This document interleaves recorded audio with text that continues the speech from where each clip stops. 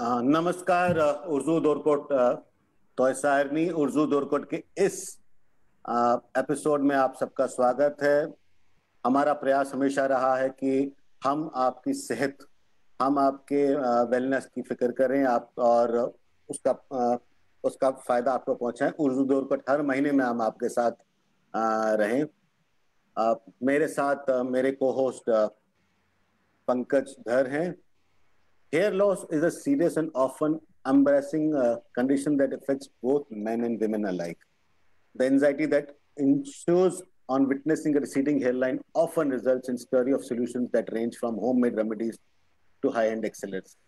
Hair loss, whether it is hair loss in men or hair loss in women, is a common biological problem all over the world, not just in India. The importance of hair in enhancing the overall personality of human being cannot be overestimated. Here's the first thing that people notice about you. A great hairstyle can give you the personality boost you require in doing well in both personal and professional fronts.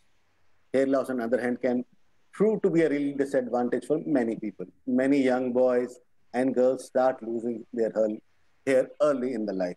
Caused by a variety of genetic, environmental, and systemic factors, hair fall can affect everyone, regardless of their country or origin. Thankfully, effective hair treatment can control and reverse the hair loss process. Taking care of hair is a crucial to having a long-lasting hair. And to discuss on the same, I welcome Dr. Monica Bambru to this show. Namaskar, Dr. Monica. My name is Pankaj. Let me tell the audience that Dr. Monica is a well-known dermatologist and a dermatosurgeon. Presently, she is an HOD in Artemis Hospital, Gurgaon. She is Doctor of Dermatology and the Cosmetology. Dr. Monica is also a director. They have their own clinic by the name of Anugrah. It is in Indrapuram. Let me give a little brief of Dr. Monica, her profile. Dr. Monica is a skilled and a professional dermatologist and a dermatosurgeon practicing in Delhi and NCR. After finishing her MBBS from Government Medical College, Jammu, she went on to do her post-graduation from Seth GS Medical College and KEM Hospital, Mumbai, which is one of the best medical education institutes in Asia. Dr. Monica has sharpened her skills further by doing fellowship advanced dermatology and laser dermatology surgery at National Skin Center, Singapore, under the mentorship of some of the world-renowned dermatologists. National Skin Center is an institute of international repute and is also the largest skincare institute in Asia. Dr. Monica has also written some books, some chapters in various dermatology magazines and all. She has also written a chapter on non-invasion skin tightening devices on the comprehensive book of cosmetodermatology. She has an immense experience in handling all kinds of skin, hair, nail, cosmetic, aesthetic concerns, and she is an expert injector of Botox and filters of all the basic and advanced indications, and she has in her credit for thousands of procedures which she has done. I request Dr. Monica, because she can give us more knowledge about the hair fall, how we can control it, what we should do. So over to Monica ji, and please. Namaskar. जैसा कि आप जानते हैं, today the topic is going to be on hair fall. Hair fall एक बहुत बड़ी problem है हमारे. It effects us psychologically because as mentioned earlier by Dr. Amit and Mr. Pankaj, hair is very important for our looks, for our confidence. And इसको समझने के लिए, hair fall को समझने के लिए हमें पहले थोड़ा सा हेयर का साइंस समझना है. जब तक हम हेयर का साइंस नहीं समझेंगे कि हेयर बेसिकली है क्या और ये क्यों गिरता है और इसके गिरने के क्या क्या कारण हैं, हम ये समझ नहीं पाएंगे कि हम इसको प्रिवेंट कैसे करते हैं. तो cause is as important to know as the cure. So I would like to share my screen. मैंने एक छोटा सा प्रेजेंटेशन बनाया है जिससे मुझे लगता है हमारा जो ये कॉन्सेप्ट है हेयर फॉल का वो हम ज़्यादा अच्छे से समझ पाएंगे। आजकल मैं देखती हूँ the people who come to my clinic, lot of people come with the complain of hair fall. लोग कहते हैं कि ऐसे झुंड में बाल गिरते हैं, कुछ लोग कहते हैं थिनिंग, हमारी लाइन, हेयर लाइन थिन हो रही है, हेयर लाइन रिसीड हो रही है। तो हेयर फॉल एक जनरल टर्म तो है, लेकिन different type of hair falls होते हैं और उनको सबसे पहले हमें अंडरस्टैंड करना है what is the reason for the hair fall. तो सबसे पहले जो टेक्निकल टर्म हेयर फॉल या हेयर लॉस या बॉल्डनेस के लिए यूज किया जाता है उसे एलोपेशिया कहते हैं मेडिकल टर्म्स में। हेयर को अगर आप देखेंगे, दिखने में जितना ये साधारण एंड सिंपल लगता है, it is quite a complex thing. बहुत लोगों को ऑलरेडी पता है कि हेयर में आउटर लेयर होती है जिसे हम क्यूटिकल कहते हैं, उसके अंदर एक और लेयर होती है जिसे हम कॉर्टेक्स कहते हैं, और अंदर में मेडुला होता है।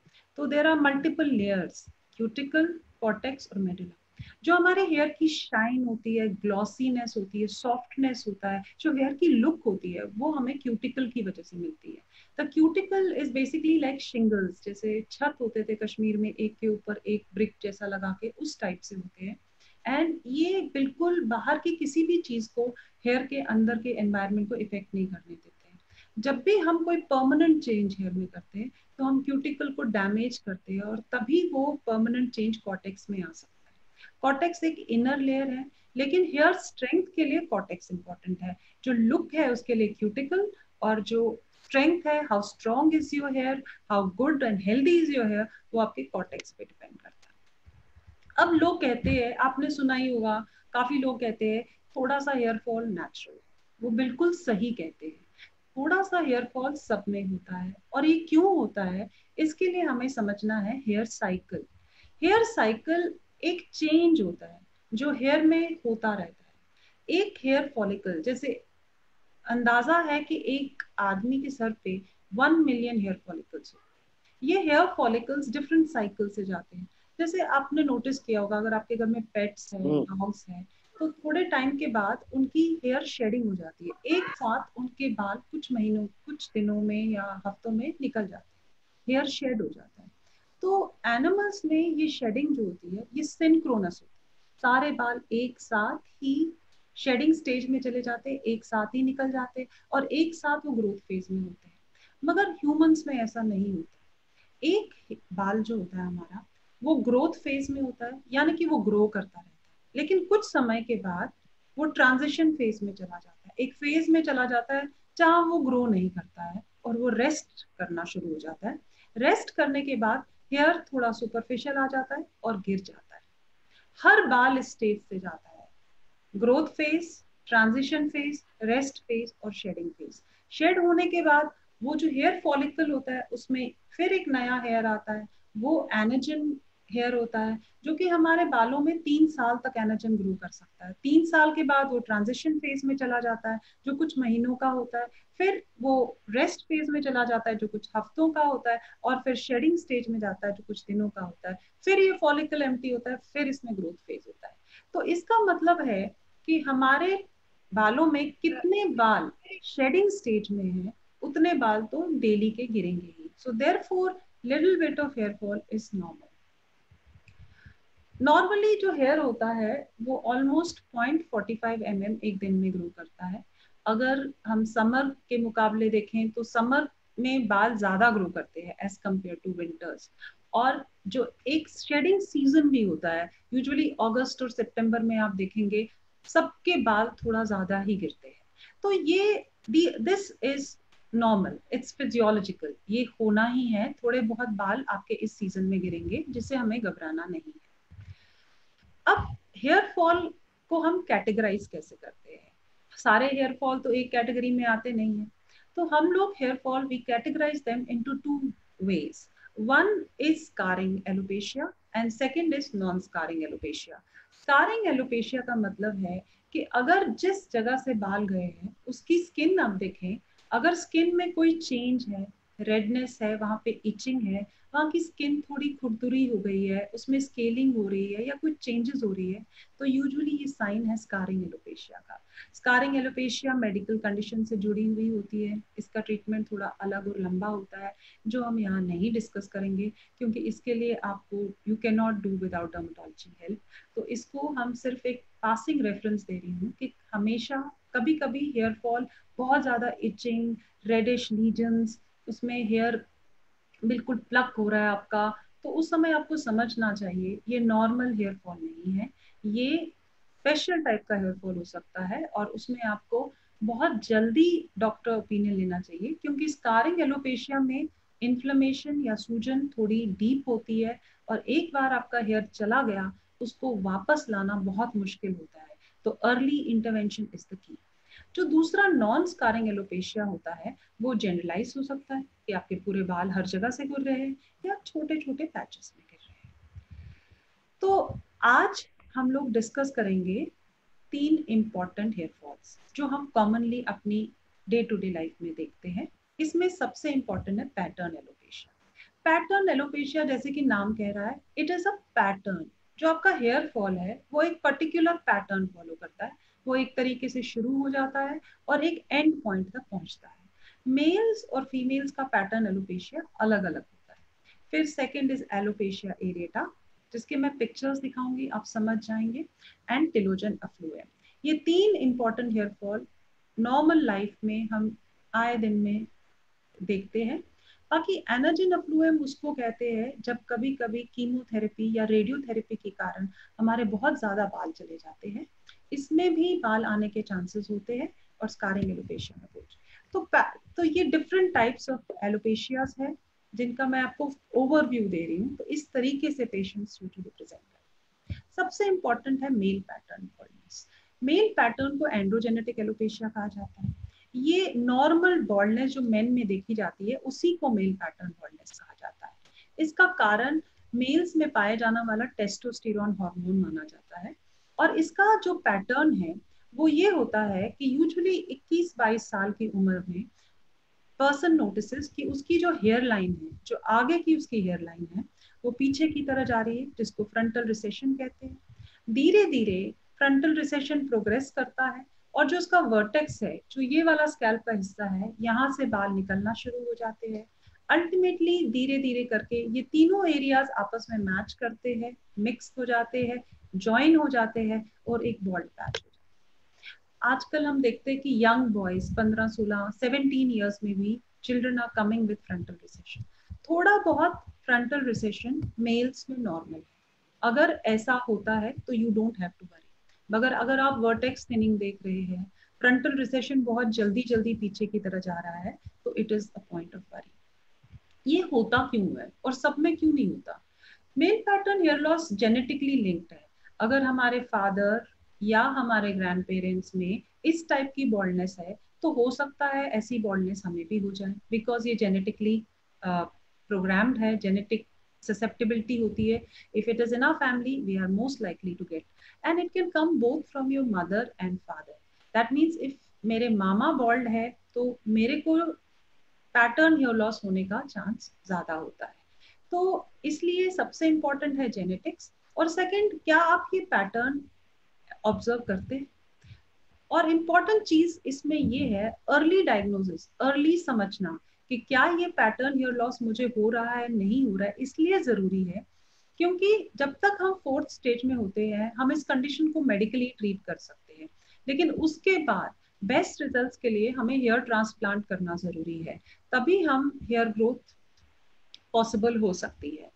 सेकेंड थिंग इज दैट इसमें क्या होता है, काफी बार आप ऑब्जर्व करते हो कि आपके फ्रंटल रिसेशन हो रहा है, आपका हेयरलाइन पीछे जा रही है, बट बहुत धीरे है, और 10 साल में अगर आप पुराने पिक्चर्स के साथ कंपेयर करें माइल्ड प्रोग्रेशन है, तो you don't need to worry. But sometimes people observe that within 2 to 5 years there is a fast progression and they go from stage 1 to 7 in only few years. So that is the need for worry, to recognize the progression and to come to the diagnosis whether I have male pattern hair loss or not. This type of pattern hair loss females में भी हो सकता है, लेकिन mails और females के pattern hair loss में थोड़ा डिफरेंस है।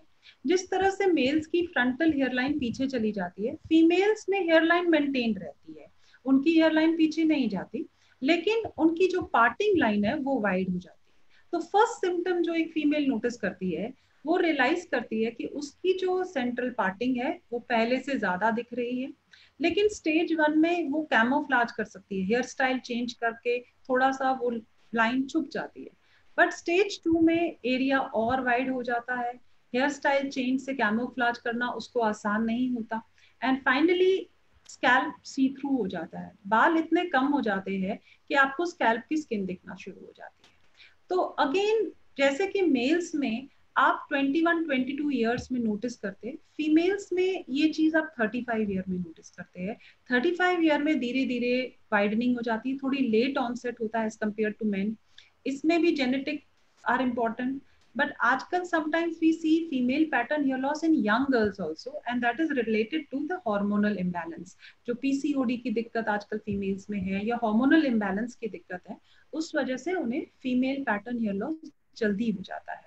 And by the age of 70, most people have female pattern hair loss। Most females के बाल कम हो ही जाते हैं until they take very special care। और पेरीमेनोपॉजल एज ग्रुप में जब हार्मोन्स की दिक्कत होना शुरू हो जाती है, उस समय ये ऑब्जर्व करता ही है कि थोड़ा बहुत widening, thinning of the scalp हो जाता है। काफी बार लोग कहते हैं कि will I go bald. Females में कंप्लीट बॉल्डनेस मेल्स की तरह होता नहीं है, बट इतने थिन बाल हो सकते हैं कि आपका स्कैल्प बहुत ज्यादा विजिबल हो जाए। मतलब you can, it is very difficult to cover your scalp with whatever left hair you have because of the female pattern। Another जो नॉन स्कारिंग में आता है वो है एलोपेशिया एरिएटा। ये कंडीशन बहुत लोग आते हैं, स्पेशली बच्चों में होता है। दिखने में जितना भयंकर है उतना भयंकर ये यूजुअली होता नहीं है, और 90 to 95% केसेस में ये अपने आप भी रिजॉल्व हो सकता है या हल्का फुल्का मेडिकेशन देने से रिजॉल्व हो जाता है। जब लोग मेरे पास आते हैं कहते हैं is it a fungal infection? नहीं, ये फंगल इन्फेक्शन नहीं है, ये एक ऑटो इम्यून डिजीज है जहां आपके बॉडी के अपनी कोशिकाएं, अपनी एंटीबॉडीज बन जाती है जो आपके हेयर को डिस्ट्रॉय करने की कोशिश करती है। बट डिस्ट्रक्शन बहुत सुपरफिशियल होता है, हेयर का रूट इसमें प्रोटेक्टेड होता है और इसमें ग्रोथ रीग्रोथ के 100% चांसेस होते हैं। तो this is a common condition, और जो लोग थायराइड की दिक्कतों से सफर करते हैं उनमें एलोपेशिया एरिएटा ज्यादा होता है। अब हम बात करेंगे टिलोजन अफ्लुएम। टिलोजन अफ्लुएम वो हेयर लॉस है जो सबको होता है, जो हम रेगुलर कहते हैं कि हमारे बाल गिर रहे हैं। ना आपकी फ्रंटल हेयरलाइन पीछे जा रही है, ना आपकी वाइड हो रही है पार्टिंग, लेकिन आपको हर जगह से बाल गिरते हुए दिख रहे हैं, तो इसको हम टिलोजन अफ्लुएम कहते हैं। फीमेल्स में ज्यादा होता है। टिलोजन अफ्लुएम को अगर मैं ऐसे कहूँ तो ये एक ऐसा हेयर फॉल है where there is a reason behind the hair fall. Reason means that it could be dietary, it could be something that you have done with your hair, it could be some medical condition that you are suffering from। टिलोजन अफ्लुएम में हमेशा कोई reason होता है, लेकिन कभी कभी टिलोजन अफ्लुएम cyclic भी होता है। जैसे 1-2 महीने के लिए आपके बाल गिर रहे हैं और सडनली वो अपने आप बिना किसी की ट्रीटमेंट के ठीक हो जाते हैं। अब आप कैसे जानेंगे कि मुझे टिलोजन अफ्लुएम है? इसका सबसे इंपॉर्टेंट साइन ये है कि जब आप नहाते हैं you feel your hair are coming in clumps. आप हाथों को टच किया और आपके हाथ क्लम्प्स में आ गए, तो इसे हम टिलोजन अफ्लुएम कहते हैं। टिलोजन अफ्लुएम नॉर्मली क्यों होता है? Because hair goes in a shock. Hair एक शॉक में चला जाता है। जैसे किसी को डेंगू हो जाता है या हाई ग्रेड फीवर हो जाता है या टाइफाइड हो जाता है, विद इन 6 months लोगों को हेयर फॉल होना शुरू हो जाता है। तो लोग कहते हैं डेंगू तो 6 महीने पहले हुआ था, बट वो हेयर शॉक में चला जाता है and it takes hair fall to 6 months to actually manifest itself.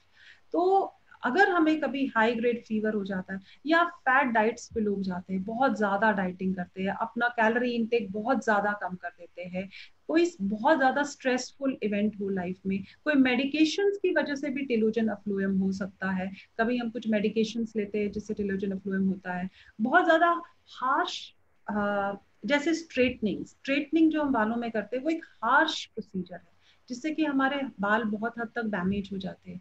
तो या किसी भी इस टाइप का हीट बेस्ड प्रोसीजर जो हम करते हैं उससे विद इन 6 months हमारे बाल गिर सकते हैं। तो इसको हम टेलोजन अफ्लुएम कहते हैं। एंड ये एक most common type of hair fall है।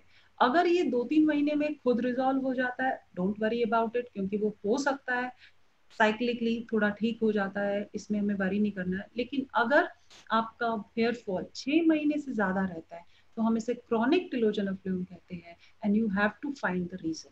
तब आपको कारण ढूंढने की कोशिश करनी है कि क्यों मुझे ये हेयर फॉल परसिस्टेंटली 6 महीने से हो रहा है। ये स्कारिंग एलोपेशिया जहां आपका स्किन चेंज हो जाता है। तो हम लोग अब करते क्या है, फर्स्ट थिंग जब पेशेंट हेयर फॉल के लिए आता है, you have to rule out जो पैटर्न एलोपेशिया जेनेटिकली, जो मैंने कहा, चाहे वो मेल हो फीमेल हो, वो आप देख के पता कर सकते हैं। पेशेंट का पैटर्न देख के आप समझ जाते हैं क्या ये पैटर्न एलोपेशिया है। तो आपको पता है ये जेनेटिकली प्रोग्राम्ड है। इसको आप क्योर नहीं कर सकते, बट आप इसको कंट्रोल कर सकते हैं। हेयर फॉल को कंट्रोल करके उसकी अपनी डेंसिटी वापस लौटा सकते हैं।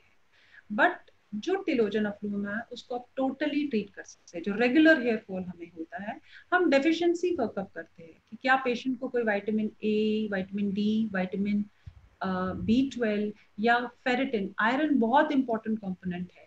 जिन लोगों का आयरन स्टोर कम होता है, आयरन स्टोर हमेशा हीमोग्लोबिन नहीं बताता है। जब हम हीमोग्लोबिन करते हैं वो हमें सिर्फ ब्लड के हीमोग्लोबिन की बताता है। बट जो हमारे आयरन स्टोर है, जो हमारा स्टोर्ड और आयरन बॉडी में है, वो हमारे हेयर के लिए बहुत इंपॉर्टेंट है। तो क्या हमारे आयरन स्टोर सफिशिएंट है हमारे हेयर पे वर्क करने के लिए? तो we have to rule out those deficiency diseases. Then thyroid workup करना बहुत जरूरी है। अगर हमारा थायराइड इम्बैलेंस है तो भी हेयर फॉल हो सकता है।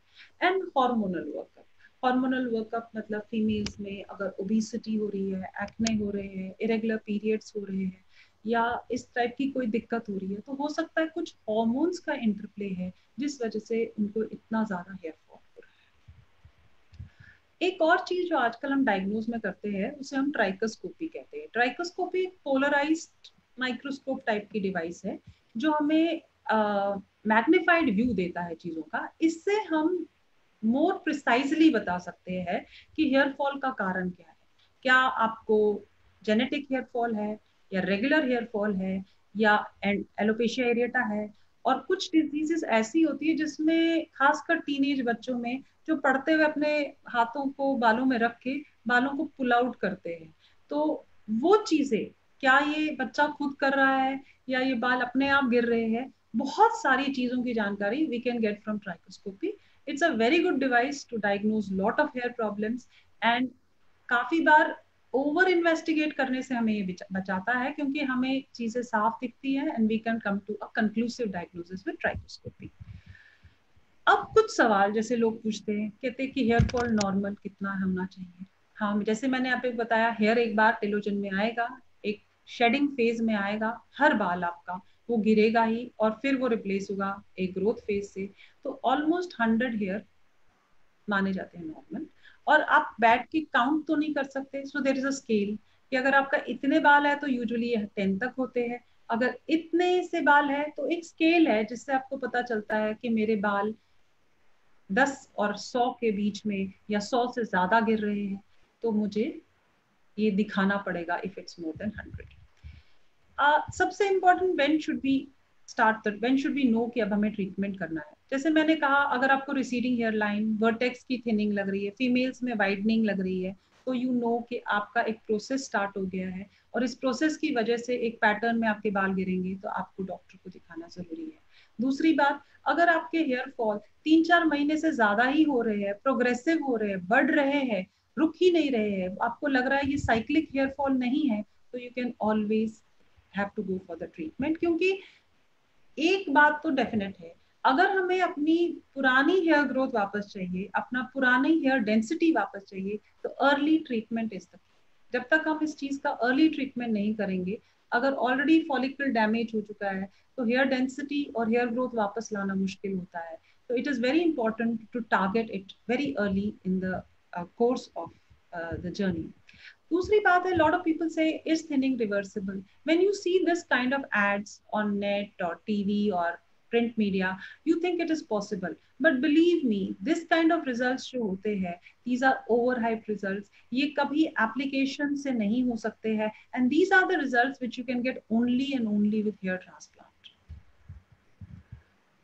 A lot of people ask me, do anti-hair loss shampoos है? The main purpose of shampoo is cleansing. बहुत सारे शैम्पूज कहते हैं वी आर हर्बल शैम्पू, हम लोग नेचुरल शैम्पू है. बट आपको मैं बताना चाहती हूँ what does a shampoo contain. Shampoo में एक डिटर्जेंट होता है which can be anionic, negative charge, positive charge और नो चार्ज, जिसका बेसिक पर्पस होता है being a detergent to cleanse your hair, to remove dirt and grime and dust and whatever is there on the hair. Second is there are certain foaming agents in the shampoo. Foaming agents means which give you foam, which lather, which help you remove the dirt and everything. Then there are certain preservatives in the shampoo. Then there are certain solidifiers जो उसको थोड़ा सा thick या opaque बनाते हैं, because if it's watery you won't be able to use it. Then there are certain preservatives. There are certain fragrances which are added so that when you put so many things, the ultimate end product fragrance may not be that good. So you mask the fragrance. सो एक shampoo में इन सब चीजों का होना जरूरी है. And उसके बाद so these are all chemical compositions. उसके बाद आप उसमें थोड़ा शिकाकाई डाल देंगे तो आप उसको बोलेंगे ये एडिटिव्स डाल देंगे, कहेंगे ये हर्बल शैम्पू है. बट बेसिकली शैम्पू में ये सब चीजें है. It's not chemical free. कोई भी शैम्पू केमिकल फ्री नहीं हो सकता है. उसमें डिटर्जेंट्स होंगे, उसमें फोमिंग एजेंट्स होंगे, नहीं तो वो काम ही नहीं करेगा. जो नेचुरल शैम्पू है वो अगर आप रियल शिकाकाई लेके उसको पानी में मिला के उसके झाग के साथ हेड वॉश करते हैं तो that is the only natural shampoo. It has no preservative, no foaming agents, no solidifiers, no detergents. That is just the natural. But if you are buying any shampoo from outside, it has to be chemical laden. It cannot be chemical free. So therefore, hair loss shampoos do help. लेकिन अगर आप सिर्फ shampoo से expect कर रहे हैं कि मेरी ग्रोथ आ जाएगी, I will be able to get back my hair back, not possible. It is like an adjuvant treatment. आप इट हेल्प्स. आप बहुत कोई स्ट्रॉन्ग चीज नहीं यूज करके माइल्ड चीज which is little more relaxing or little more soothing for your cuticle, that kind of thing may help, but not as a treatment modality. Hair care and washing पे I would like to just stress a little. जो hair care and washing and what we do with our hair. Hair care has to be very very gentle. आपका shampoo भी gentle होना चाहिए. Don't use shampoos which promise too much of conditioning effect, because if there is too much of conditioner, it can also give rise to hair fall. Then when you are washing your hair, you have to gently with the tip of your fingers you have to work on your scalp, जिससे कि आप scalp को clean कर सके. अपने बालों को ऊपर ऐसे करके कभी शैम्पू नहीं करना चाहिए, क्योंकि मैटिफिकेशन हो सकती है, जट हो सकती है बालों में, उससे आपका हेयर लॉस और हो सकता है. You have to gently shampoo it. Shampoo करने के बाद you have to always wash it thoroughly. अगर आप ज्यादा शैम्पू यूज करेंगे तो आपको ज्यादा वॉश करना पड़ेगा, बिकॉज शैम्पू आपके बालों के ऊपर एक लेयर बना देता है. And if you don't wash it of completely, आपका हेयर डल और लस्टरलेस रहेगा. And therefore please wash your hair gently. Please use mild shampoos and always wash them thoroughly. Use little amount. Too much amount is not going to, only if you have lot of oily scalp. और जो best conditioner है हमारे बालों के लिए वो sebum है, जो स्कैल्प अपने आप निकालता है. That is the best conditioner. And जो ऑयलिंग हम करते हैं, the most important effect of oiling is conditioning effect. Conditioning is just putting some coating over the cuticle so that it becomes stronger and it does not allow any damaging elements to go inside your hair and destroy your cortex. उसी तरीके से जो हम hair procedures करते हैं, hair color करते हैं, is it related to the loss? जैसा कि मैंने कहा, if we are going in the cortex, हमें अगर hair color करना है तो हमें cortex का color change करना है. अगर हमें hair straight करना है तो हमें cortex के disulfide bonds break करने हैं. जब भी हमें कॉर्टेक्स तक पहुंचना होता है तो हमें क्यूटिकल को डैमेज करना ही करना होता है. और अगर आपका क्यूटिकल डैमेज्ड है तो आपका हेयर फॉल और हेयर डैमेज होगा ही होगा. So whether it is here colour या बहुत ज्यादा हेयर ड्रायर्स और स्ट्रेटनिंग्स और हॉट आयरन्स और any kind of keratin treatment, everything can give us hair loss. So this is how it is. अगर आप देख सकते हैं क्यूटिकल अगर डैमेज्ड है तो इसके ये शिंगल्स रेस्ड होते हैं, ये पोरस बन जाते हैं, बाहर की चीजें अंदर जा सकती है, नहीं तो नॉर्मली वाटर हेयर के अंदर नहीं जा सकता, but if you damage the cuticle the water can also go inside, आपका हेयर स्वोलन, डल, लस्टरलेस हो सकता है, and then it can lead to hair breakage and hair loss. And another thing is, जब हमारे बाल गीले होते हैं, when the hair is wet, इसमें कुछ हाइड्रोजन बॉन्ड्स होते हैं जो ब्रेक हो जाते हैं, एंड उसकी वजह से हेयर लॉन्गर लगता है। So if the hair is longer and but the bonds have broken, it is very delicate. उस समय अगर आप wet hair में बहुत rubbing, brushing, combing करेंगे, you will be damaging the hair. So when you are having wet hair, let it dry and then only you comb or work on your hair. Otherwise, again you will be damaging your hair. So how do we treat? Treatment कैसे करते हैं hair fall का? सबसे पहले हम लोग hair care product, जैसे मैंने बोला, right shampoos, light conditioners, supplements are very very important, whether it is iron supplement, vitamin D supplement और B12 supplements जो भी कम है, और काफी बार छोटी छोटे supplements होते हैं जो हमारे डाइट में हमें मुश्किल से मिलते हैं, लाइक सेलेनियम, तो उसके लिए हम लोग ओरल सप्लीमेंट्स देते हैं, ओरल टैबलेट्स देते हैं। अपने डाइट में हमें दही, जो कलर्ड फ्रूट्स एंड वेजिटेबल्स होते हैं उनको इंक्लूड करना चाहिए, green leafy vegetables, protein diet जैसे अंडे वगैरह इंक्लूड करने चाहिए अगर हमें as a supplement, and also we have to take some oral supplements. काफी बार पॉसिबल नहीं होता है डाइट से सारे सप्लीमेंट्स लेना। सेकेंड ऑप्शन इज, हम ट्रीटमेंट में क्या करते हैं? ट्रीटमेंट में हम इसमें मेडिकेशंस देते हैं जिसमें कोई सीरम होता है। One of the most important serums is minoxidil, जो आपने बहुतों ने नाम सुना होगा। मिनॉक्सिडिल FDA अप्रूव्ड है इस ट्रीटमेंट के लिए। ये अगर हमें पैटर्न एलोपेशिया है, जैसे हमारी रिसीडिंग हेयर लाइन है, हमारी वाइडनिंग पार्टिंग है, तो हमें मिनॉक्सिडिल लगाना ही लगाना है। मिनॉक्सिडिल वेजोडाइलेटर है, आपकी ब्लड सर्कुलेशन को इंक्रीज करता है, आपके टिलोजन हेयर को ग्रोथ हेयर में कन्वर्ट करता है। और अगर बट इसकी सबसे बड़ा ड्रॉबैक ये है कि it is not a cure. जब तक आप मिनॉक्सिडिल लगाएंगे ये आपके बालों पे वर्क करेगा, लेकिन जब आप उसको छोड़ेंगे तो थोड़े दिनों में आपके बाल गिरना फिर से हो जाएंगे। लेकिन जैसे हमें पता है pattern alopecia genetic hair loss है, ये मेरे जीन्स में बसा हुआ है, मैं इसको सिर्फ थोड़ा सा डिले कर सकता हूँ। 25 साल में बॉल्ड होने के बजाय अगर मैं 30 या 40 साल में बॉल्ड हो गया, that is always a better option. तो मिनॉक्सिडिल हमें तब तक यूज करना है जब तक हमें हेयर चाहिए अपने बालों में, और जिससे हम डिसाइड कर सकते हैं कि अब बालों के बिना काम चल सकता है, we can give up minoxidil. तो इस तरह से और भी मिनॉक्सिडिल के अलावा भी कुछ सीरम्स है जो रेगुलर हेयर फॉल में हेल्प करते हैं, और वो हम दे सकते हैं। मिनॉक्सिडिल लगाने के कुछ तरीके भी होते हैं, जैसे हम इनिशियली जब मिनॉक्सिडिल लगाना शुरू करते हैं तो हमारा हेयर फॉल थोड़ा बढ़ जाता है, तो उससे हमें घबराना नहीं है, वो एक नेचुरल कोर्स है इस मेडिसिन का। और जब हम इसे छोड़ते हैं तब भी हमारा हेयर फॉल थोड़ा बढ़ सकता है, तो हमें पेशेंटली इसको फिर भी लगाना है। और थोड़े टाइम में, लेट्स से 6 वीक्स में, 6 to 8 वीक्स में हमारा हेयर फॉल रुक जाता है और हमें छोटी छोटी नई ग्रोथ दिखना शुरू हो जाती है। जब इनिशियली आप मिनॉक्सिडिल लगाते हैं तो प्लीज इसको 1 साल तक मत रोकिए, 1 साल तक रेगुलरली यूज कीजिए। अगर आप लगाते छोड़ते रहेंगे, इनकम्प्लायंट रहेंगे, कभी लगाया कभी छोड़ा, तो आपके बाल गिरते रहेंगे, फिर थोड़े सुधरेंगे, फिर गिरेंगे। तो आपको कंटिन्यूअस ट्रीटमेंट करना बहुत जरूरी है। और हार्मोनल थेरेपी, मेल्स में कभी कभी हमें एक टैबलेट जिसका नाम फिनेस्ट्राइड है वो देते हैं अगर सीवियर प्रोग्रेसिव हेयर फॉल है। फीमेल्स में अगर हार्मोनल की दिक्कत है तो उनका उस हिसाब से डिपेंड ऑन किस टाइप की हार्मोनल प्रॉब्लम है, ट्रीटमेंट चलता है।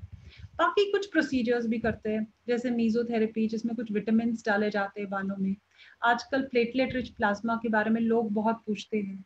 प्लेटलेट रिच प्लाज्मा PRP जो है, it's a very common treatment nowadays. ये एक ब्लेसिंग है जेनेटिक हेयर फॉल के लिए भी, एंड फॉर पीपल जिनका हेयर फॉल रुक ही नहीं रहा है।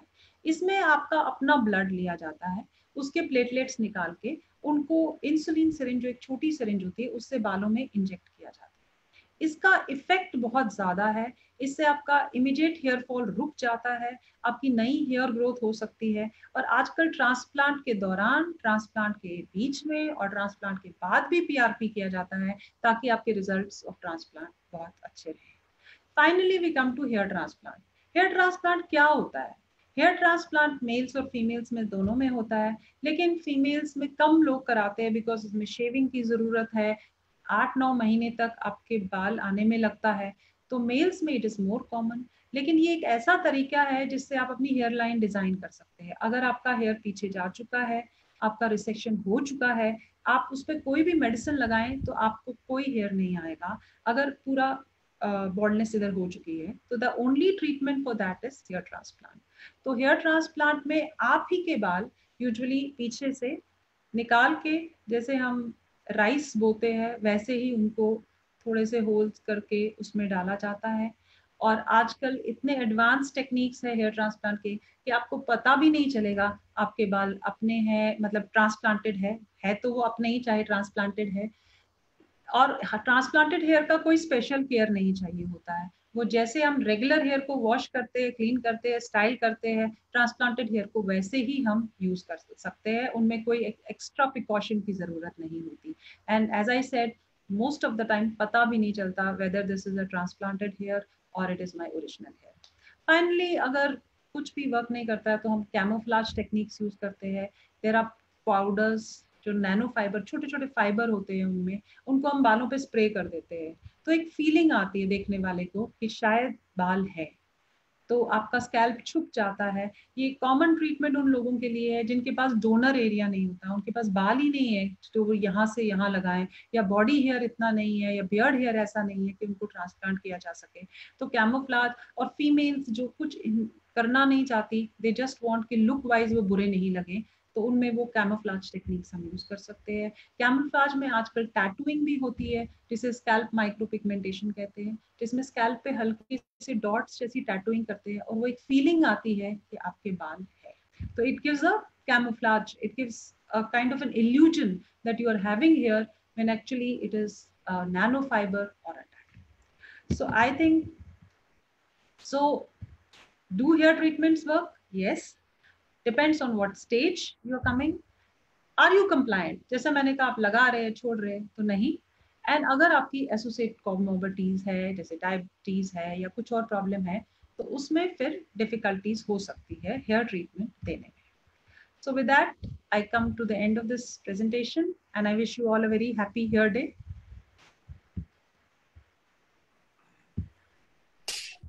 Thank you, Dr.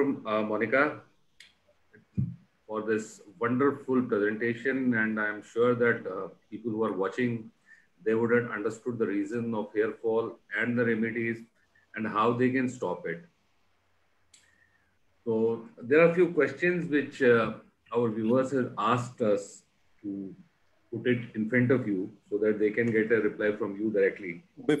Before we start the questions, I would like to remind the viewers that this series is part of the fourth centenary celebrations of Sri Mata Roop Bhavani birth anniversary, and other programs are also being organized to commemorate, to celebrate the same. Sorry, Pankaj, you can continue. So we are going to few questions which our viewers have asked. The first question, which Mr. Sunil has asked, he is asking, does frequent combing cause hair loss? Yes, अगर आप बहुत aggressively hair कोम कर रहे हैं, wait hair कोम कर रहे हैं, it can cause hair fall. Brushing कर रहे हैं, रिवर्स ब्रशिंग कर रहे हैं, it can cause hair loss. There's one more question by Mr. Sumit. He is asking how much hair loss in a day is considered to be normal. As I said, 1% hair जो होता है वो usually hair falling stage में होता है। तो अगर हम कंसिडर करें कि 1 मिलियन हेयर स्ट्रैंड्स है तो 100 हेयर के करीब, 100 and 200 on a wash day, जिस दिन हम बाल धोते हैं उस दिन थोड़े ज्यादा होते हैं, but normally 100 hair are considered normal. It is same for male and female both? Usually it is same. Males में भी हेयर फॉल होता है बट फीमेल्स में क्या होता है पता ज्यादा चलता है बिकॉज आपका हेयर स्ट्रैंड थोड़ा बड़ा होता है। और मेल्स में क्या होता है, बिकॉज वो बार बार हेयर कट करते हैं तो हेयर फाइबर डैमेज कम होता है, मतलब जो डैमेज है वो तो आपने काट लिया। फीमेल्स में since they keep the hair long तो उनमें वो डैमेज हेयर ज्यादा होता है, तो दैट इज व्हाई थोड़ा सा प्लस साइड पे होता है। Okay. There is one more question. This question is from Jaipur and Mr. Rohan is asking it. I have excess dandruff which I believe is causing hair loss. What should I do? Dandruff एक fungus होता है basically, और जो हमारे market में जो एक fungus होता है जो सब में होता है, तो जब इस फंगस की कॉन्सेंट्रेशन बढ़ जाती है बिकॉज ऑफ सम रीजन, उसे हम डैंड्रफ कहते हैं। डैंड्रफ भी दो तरीके के होते हैं। अगर इनका सिंपल डैंड्रफ है, सिर्फ इनको फ्लेक्स दिख रहे हैं, वो डैंड्रफ है। और अगर इनको इचिंग हो रही है तो वो इन्फ्लेमेटरी डैंड्रफ होता है, सेबोरिक डर्मेटाइटिस कहते हैं उसको। तो इन दोनों से हेयर फॉल हो सकता है। कुछ एंटी डैंड्रफ लोशंस होते हैं जो ये यूज कर सकते हैं, एंटी डैंड्रफ शैम्पू, जैसे कि एक लोशन आता है नोज कर्व के नाम से, नोज कर्व के नाम से आता है, वो आप बालों पे लगा सकते हैं। या आप एंटी डैंड्रफ शैम्पू यूज कर सकते हैं which are not OTC brands. जो ओटीसी होता है, जैसे कि आपका हेड एंड शोल्डर का एंटी डैंड्रफ शैम्पू, उसमें 1% होता है एंटी डैंड्रफ। लेकिन जो मेडिकल होते हैं जैसे स्कैल्प शैम्पू, कैराग्लो एडी, ये कुछ ब्रांड्स है मेडिकल शैम्पू के, इनमें 2% होता है। तो आप एंटी डैंड्रफ शैम्पू यूज कीजिए, हफ्ते में 2 बार उनको यूज कीजिए। और उनको लगाने का तरीका ये होता है, बालों को गीला कीजिए, एंटी डैंड्रफ शैम्पू को अच्छे से हल्के हाथों से मसाज करके बालों पे लगाइए और 5 मिनट्स तक रहने दीजिए उनको, बिकॉज ये शॉर्ट कॉन्टैक्ट है। जो शैम्पू को काम करना है उन्हीं 1-2 मिनटों में करना है, और अगर आप लगा के रिमूव करेंगे वो डैंड्रफ नहीं रिमूव करेगा। तो उसको 5 मिनट लगाइए और फिर वॉश कीजिए। उसके बाद भी अगर नहीं होता है तो कभी कभी हमें ओरल एंटी फंगल देने पड़ते हैं, ओरली कुछ टैबलेट्स देनी पड़ती है। तो अगर वैसा होगा then he can consult somebody. I have two questions which are similar to this. ये जो डैंड्रफ है, आई हैव ऑब्जर्व्ड कि विंटर्स पे ज्यादा रहता है डैंड्रफ, समर्स में कम रहता है, ऐसा भी कुछ रहता है क्या? हाँ, हो सकता है, बिकॉज डैंड्रफ जो होता है वो, अगर हम विंटर में जैसे गर्म पानी यूज करते हैं तो ड्राइनेस से फ्लेकिंग ज्यादा हो जाती है, और विंटर में वैसे ही एनवायरनमेंट ड्राई होता है, तो उस वजह से भी डैंड्रफ यूजुअली। लेकिन एक चीज होती है उसे स्कैल्प सोराइसिस भी कहते हैं, उसमें एक्सटेंसिव डैंड्रफ होता है।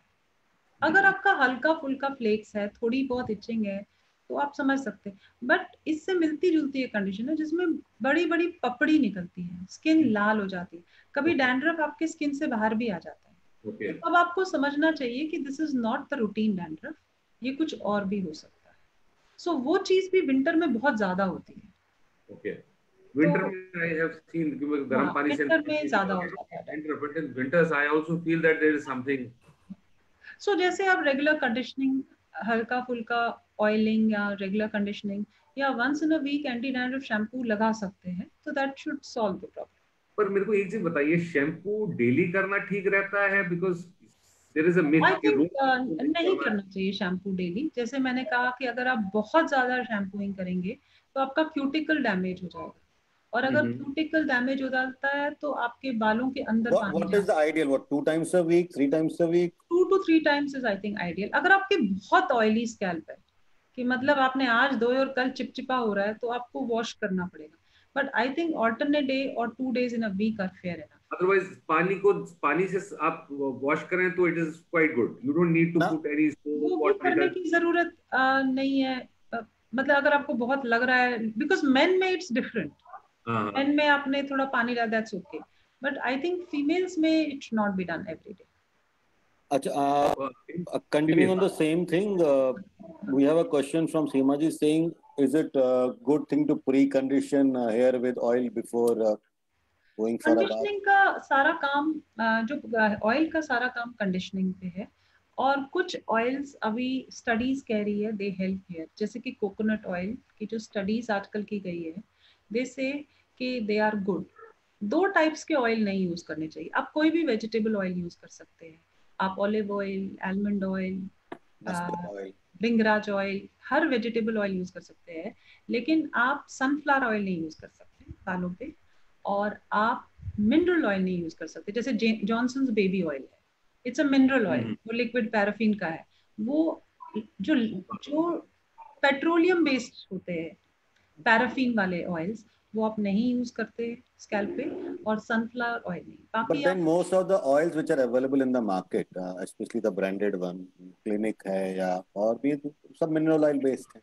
हाँ, you don't have to use mineral oil on the scalp. So we should avoid them and use natural oil. आप कोकोनट ऑयल यूज कर सकते हैं, आप कोई भी वेजिटेबल, मस्टर्ड ऑयल कश्मीरी बहुत यूज करते हैं, आप तिल का तेल यूज कीजिए, आप आलमंड यूज कीजिए, बहुत सारे ऑयल्स है, but sunflower and mineral oil मत यूज कीजिए। इसका बेसिक काम कंडीशनिंग है, it is giving the moisture back to the scalp. Doctor Sir, we also have a question saying from Kiran ji saying, is there a connection between menopause and hair fall? Yes, there is a connection. जैसा कि perimenopausal age group में menopause usually 50, 51, 52 में होता है, तो perimenopausal यानी 45 से females में हेयर फॉल होगा ही होगा। दैट इज बिकॉज आपका हार्मोनल सपोर्ट कम हो रहा है, और उसके बाद by 70 years most females will have hair fall, most females will have central whitening parting. तो थोड़ा इसलिए उस समय एक्स्ट्रा केयर, सप्लीमेंटेशन बहुत जरूरी है। What supplement those women should take and what age? Supplements में एक तो विटामिन डी अगर आपका कम है, क्योंकि विटामिन डी एक ऐसा सप्लीमेंट है which is a double edge sword, ना ये कम होना चाहिए ना ये ज्यादा होना चाहिए। अगर कम है तो भी हेयर फॉल होगा, अगर ज्यादा होगा तो ये टॉक्सिसिटी होगी, क्योंकि ऑयली विटामिन है। जैसे आप B12 खाते हैं, कुछ लोग सालों साल विटामिन बी खाते हैं, B is a water soluble, आपका एक्स्ट्रा बॉडी से पानी की तरह निकल जाता है, लेकिन डी आपके लिवर में डिपॉजिट हो जाता है, विटामिन ए आपके लिवर, बिकॉज इट्स ऑयल। तो इसीलिए आपको चेक करना चाहिए विटामिन डी लेवल और तब लेना चाहिए।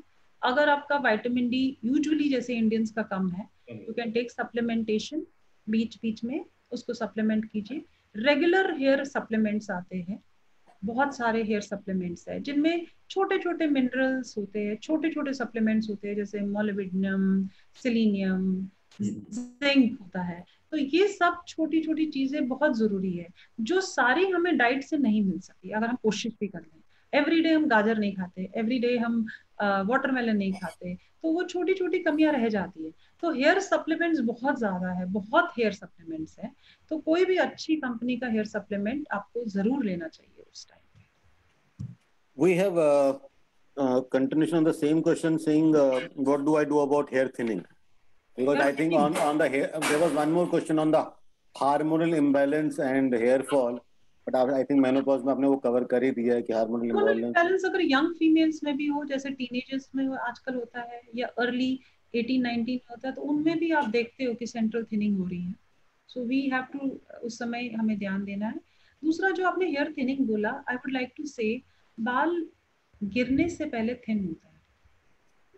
So first you observe thinning, and जिस समय आप नोटिस करते हो मेरे बाल थिन हो चुके हैं, कुछ हो गया है, मेरे बाल थिन हो चुके हैं, तो आप समझ लीजिए आपके 50% हेयर लॉस हो चुका है। 40 to 50% हेयर लॉस जब होता है, तब आदमी को लगता है कुछ हो गया है, बाल थिन हो गए। तब तक आप नोटिस भी नहीं करते, आपको लगता है कुछ गिर रहे हैं लेकिन थिनिंग तो हो नहीं रही है, बाल तो मेरे वैसे ही है। So thinning is a sign of hair fall, और the hair will thin before it falls. So therefore we have to, मतलब she needs to basically check। इनका पहले जैसे ये बोल रही हैं इनका थिनिंग हो रही है, इनकी एज इंपॉर्टेंट है, क्या ये यंग है, पेरीमेनोपॉजल है, रिप्रोडक्टिव एज ग्रुप कौन सी एज में है।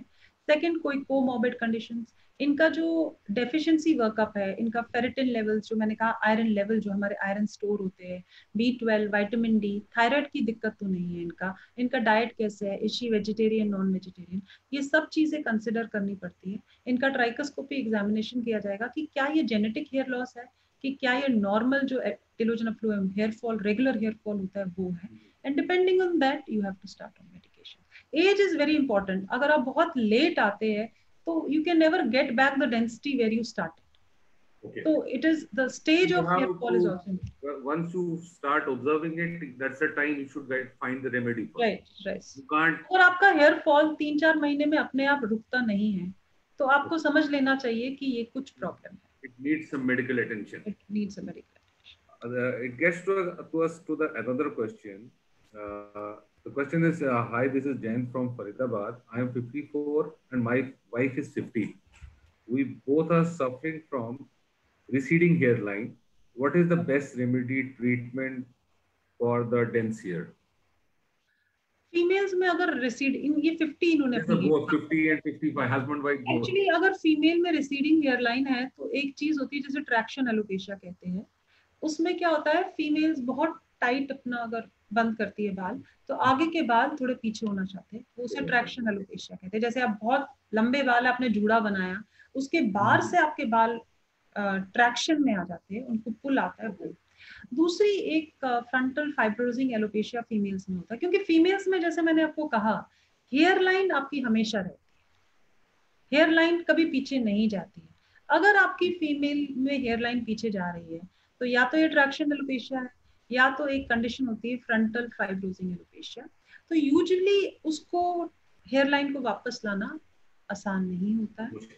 हाँ, लेकिन अगर मेल्स में है तो जो हेयरलाइन पीछे जा चुकी है उसको तो हम सिर्फ ट्रांसप्लांट से जैसा, मगर अगर उनको लग रहा है इनकी थिनिंग हो रही है तो दे हैव टू चेक कि इनका थायराइड स्टेटस क्या है, इनका B12, D3 और आयरन स्टेटस क्या है। अगर कुछ डेफिशिएंसी है उसको स्टार्ट कर लीजिए, और अगर ये compliant, they can start with the serums, जैसे मैंने कहा मिनॉक्सिडिल ये स्टार्ट कर सकते हैं। मिनॉक्सिडिल 2, 5, 10% में आता है, ये 2% से स्टार्ट कर सकते हैं, लेकिन विद पेशेंस, क्योंकि इनिशियली जब ये शुरू करेंगे थोड़े बाल इनके गिरेंगे, but they have to overcome that stage, continue using it at least for 6 to 8 months. So there will be some reversal. Some but reversal. I think any medication should be under the guidance of a better. doctor. देखिए कोई भी medication it's better, लेकिन आजकल लोग काफी पढ़ के भी आ जाते हैं, वो कहते हैं हम तो मिनॉक्सिडिल लगा ही रहे हैं, बट वही होता है they are not using it rightly, या वो जरूरी है, लेकिन क्योंकि इन्होंने इट इज ऑलवेज बेटर, क्योंकि कभी कभी रैश हो सकता है, कभी इरिटेशन, ये अल्कोहल बेस्ड होते हैं, थोड़ी ड्राइनेस हो सकती है, फ्लेकिंग हो सकती है।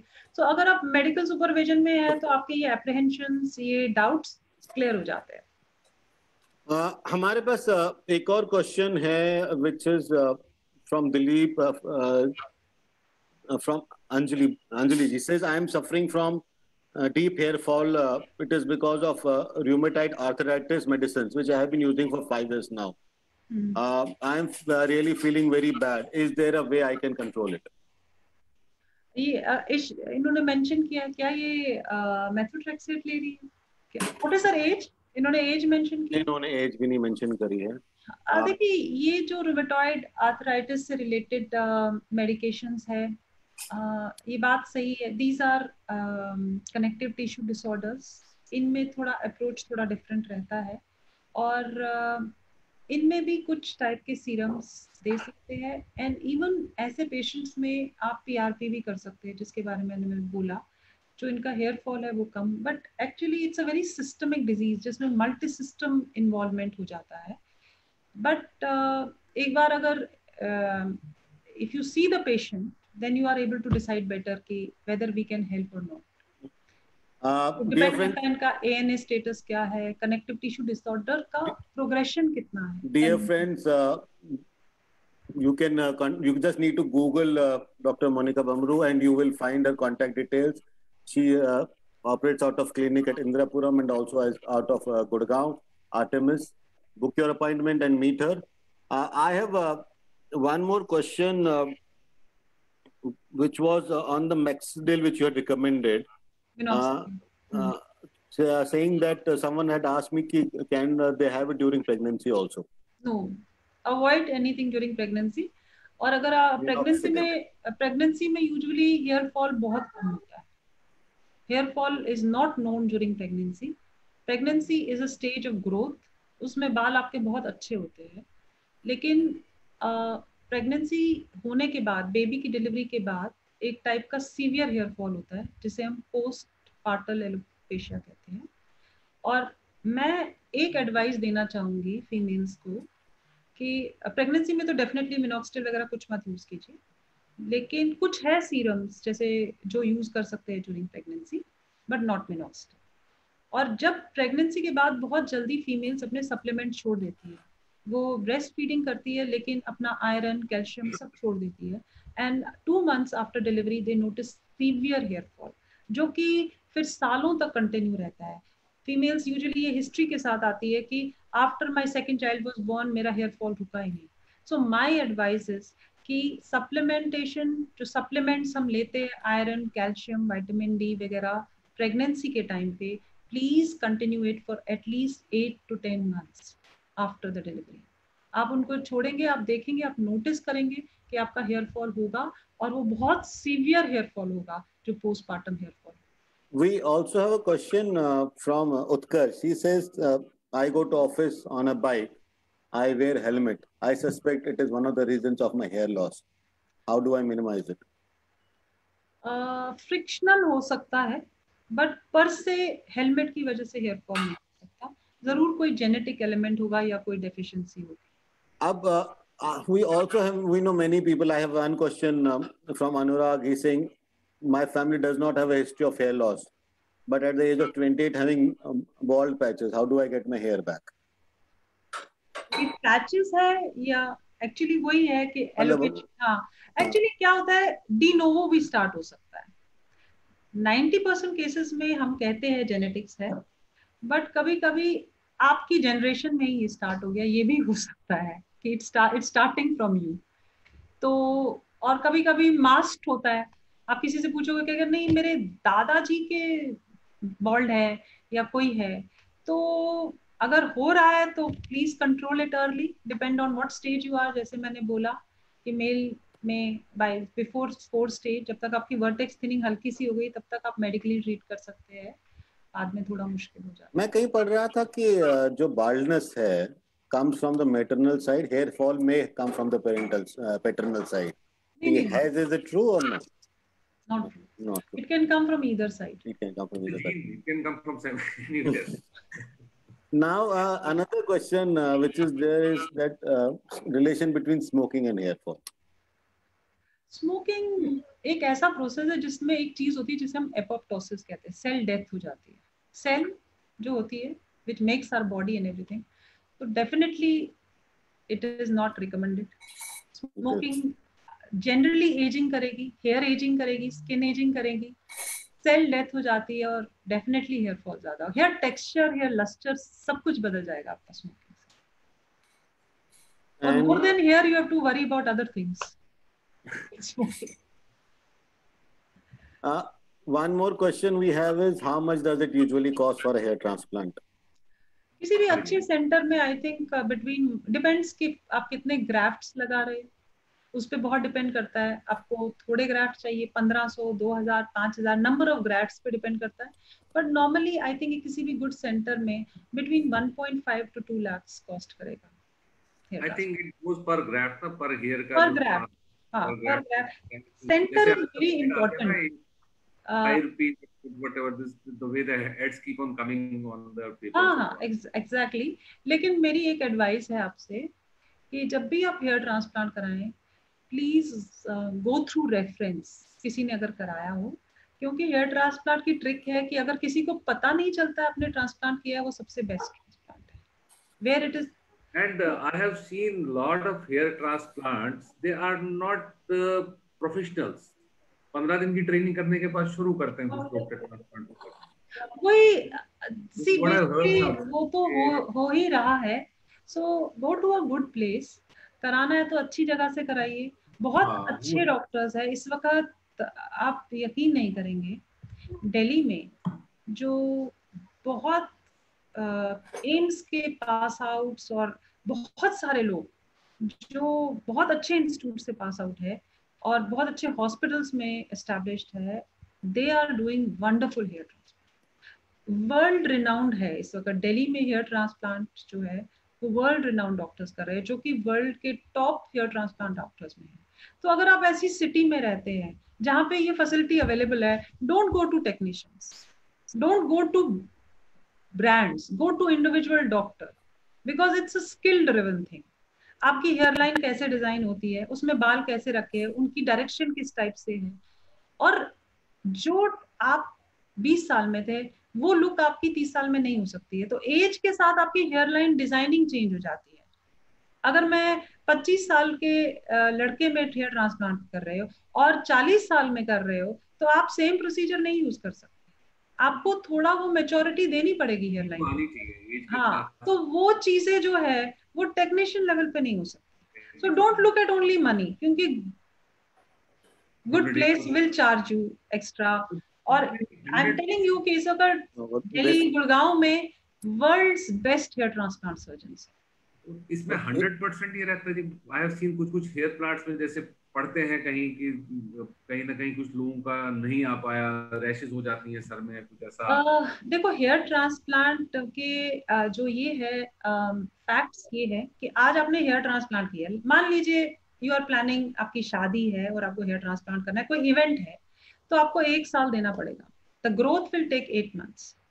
आपको स्पेशल केयर करना पड़ेगा कुछ महीनों तक। 100% इंश्योरेंस से सबको होता है ग्रोथ, सबको हो जाएगी? बहुत रेयर केसेस में, बहुत मिनिमम, ना के बराबर केसेस में, क्योंकि मेडिकल साइंस में 100% कुछ नहीं, बट बहुत रेयर केसेस में इट विल फेल। और रीसेंट हिस्ट्री में मैंने नहीं देखा है। आज से 10 साल पहले आप सोच सकते थे कहीं कुछ गड़बड़ हो रहा है, हेयर फॉलिकल ठीक से नहीं लग रहे हैं, हेयर ग्राफ्ट्स नहीं, बट आज की डेट में ऑलमोस्ट इम्पॉसिबल। ये it is a very highly technical thing, very precise, और इतना एडवांसमेंट आ चुका है हेयर ट्रांसप्लांट में। आप आर्टेमिस में आप करती हैं hair transplant? Hair transplant Artemis में होता है।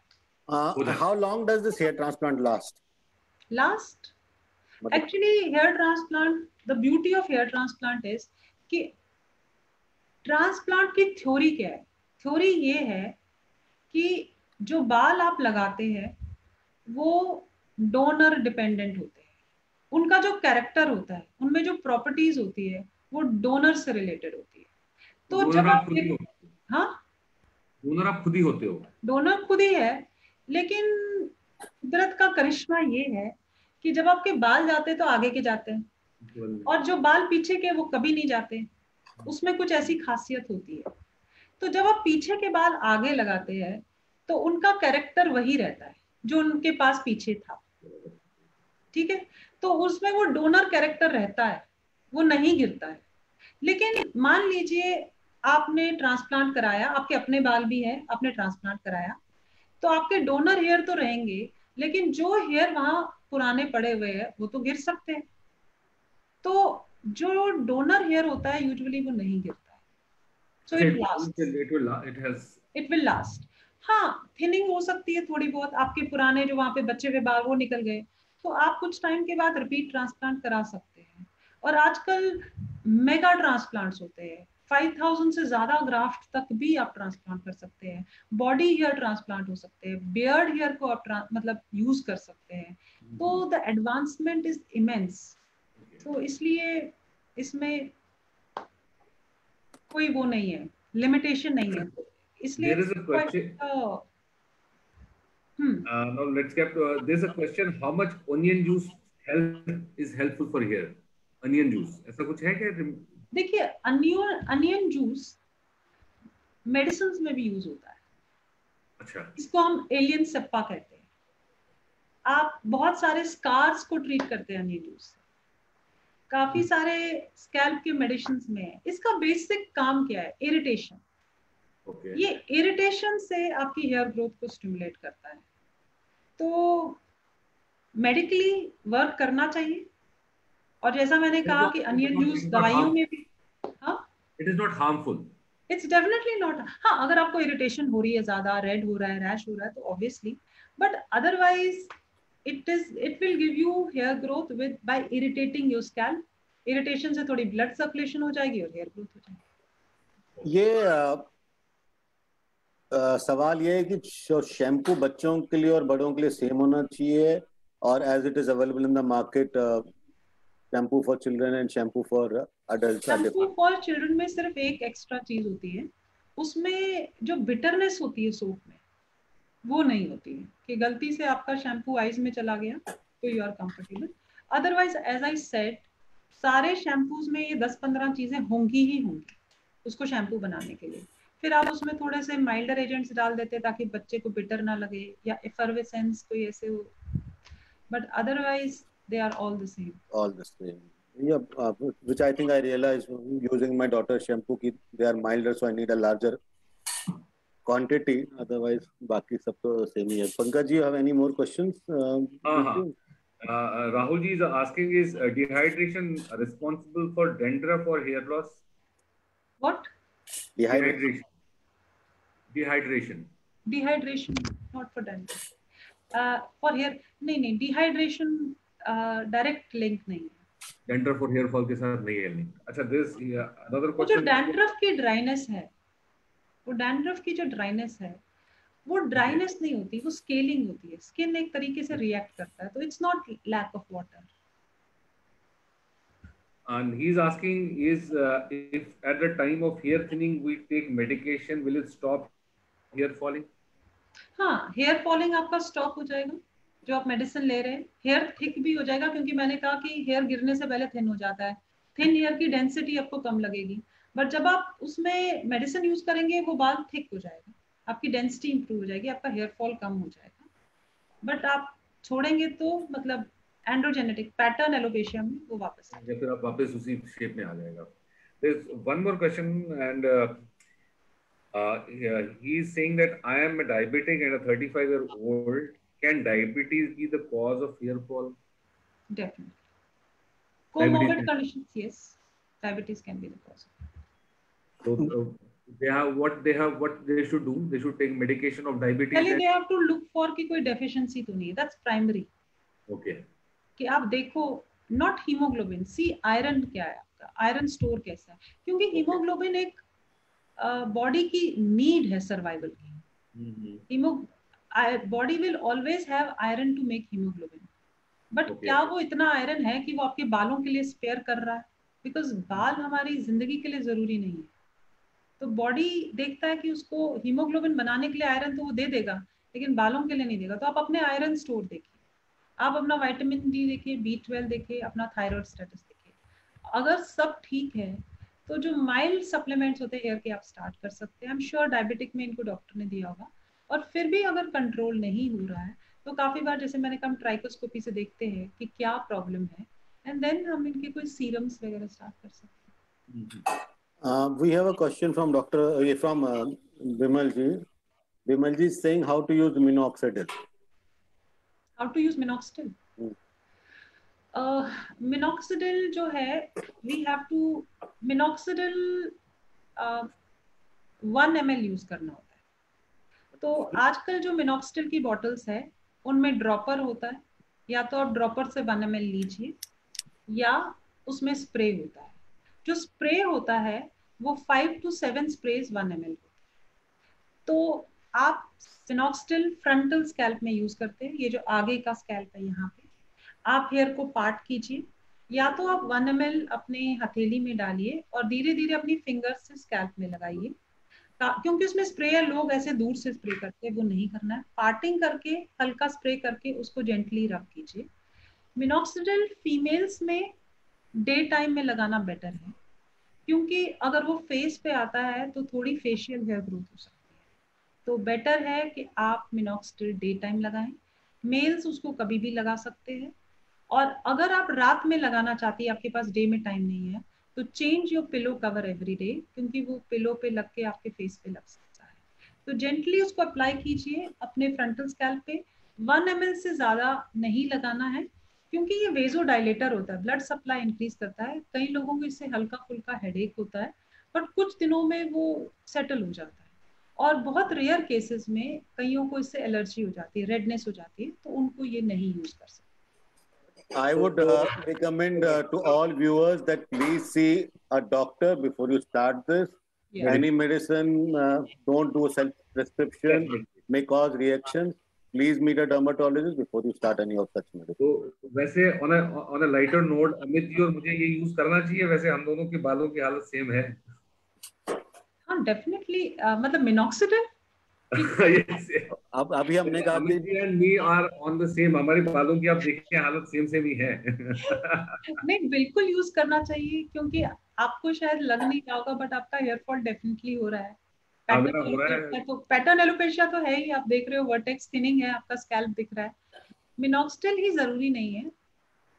मिनॉक्सिडिल एक टाइम टेस्टेड ड्रग है, बट बहुत और भी चीजें हैं, जैसे बहुत और भी है, जैसे minoxidil. I have decided I will meet you shortly in Gurgaon. Please book an appointment and meet the doctor, Pankaj ji. Definitely. Any more questions we have, Pankaj ji? Yeah, I have one more question. One more before you ask the question. Do conditioners help? When I say shampoo के बाद get to see you have the conditioners. मैं आपको एक example दूंगी conditioner का. Conditioner का काम है सिर्फ जब आप बाल धोते हैं तो जो आपका क्यूटिकल को आपने थोड़ा झंझोरा है उसको वापस लाइन में लाना और हेयर को ग्लॉसी करना. लेकिन कंडीशनर्स बहुत हार्श भी हो सकते हैं. सब कंडीशनर्स अच्छे नहीं होते. आप शैम्पू में भी कंडीशनर जो यूज करते हैं वो भी इनफ है. अलग से तभी यूज कीजिए जब आपके बाल बहुत फ्रिजी, बहुत ड्राई हो या आप बहुत ज्यादा कुछ हीट वगैरह यूज करते हैं. Because there was a patient who came to me and she said मेरा हेयर फॉल बहुत हो रहा है. हम लोग ट्राई करने की कोशिश कर रहे थे कि फाइंड आउट क्या रीजन है, कुछ समझ नहीं आ रहा था. Then she told me she is using co wash. उन्होंने कहा इंटरनेट पे आजकल इंस्टाग्राम पे काफी लोग प्रमोट कर रहे हैं को wash. I said, what is co-wash? She said, co-wash is, you don't know? She was surprised. मैंने कहा मैंने तो सुना भी नहीं. उसने कहा co-wash means conditioner wash. Shampoo use ही नहीं करना, सिर्फ conditioner use करना. And that can cause severe hair fall. तो 2 messages, not too much of conditioner. अगर आपके बाल dry, frizzy है, बिल्कुल damage है, आप ends पे conditioner use कर सकते हैं. Second, हर इंटरनेट की इंफॉर्मेशन सही नहीं होती है. So take everything with a pinch of salt. Because she was saying this is a fad. People are using a lot of this co-wash. Pankaj ji? Yeah, there is a question. I live in an area which has hard water. I lose a lot of hair while bathing. What should I do? ये तो common problem है इंदिरापुरम में, हमारे गाजियाबाद में, नोएडा में. इसका expensive इलाज ये है कि आप सॉफ्टनर लगाएं, वाटर सॉफ्टनर. और सस्ता इलाज है कि हार्ड वाटर के लिए भी कुछ शैम्पूज अवेलेबल है मार्केट में. हार्ड वाटर बेसिकली परत बनाता है क्योंकि इसमें कैल्शियम और मैग्नीशियम की कंटेंट ज्यादा होती है. तो आप कितना भी वॉश करें वो आपके हेयर के ऊपर परत बनाता है, एक लेयर बनाता है, and that can be damaging. तो there are certain shampoos which are meant जिसमें चीलेटिंग एजेंट्स होते हैं जो इस हार्ड कैल्शियम मैग्नीशियम के साथ बाइंड करके उनको निकाल देते हैं. But it's a tough problem. It's a very big problem and there are lot of devices which are in the market now जिससे आप इसको हार्ड वाटर को थोड़ा कम हार्ड करके उसको यूज कर सकते हैं. I would also like to remind our viewers that these programs which we do, Urzu Dorkut Stay Healthy, Stay Fine, are only for information purpose, not for consultative purpose. Please see your doctor. Do not take any medication on your own. Pankaj ji, we have any more questions? No, I was just looking at that only. I think no more questions. आपके पास कोई और question Facebook वगैरह पे? I don't think so because I'm also looking at it, so there is no more questions which I can see. Then it's time to thank Dr. Saab for her valuable time and for her wonderful suggestions which she has given and made us aware about the reasons of hair fall.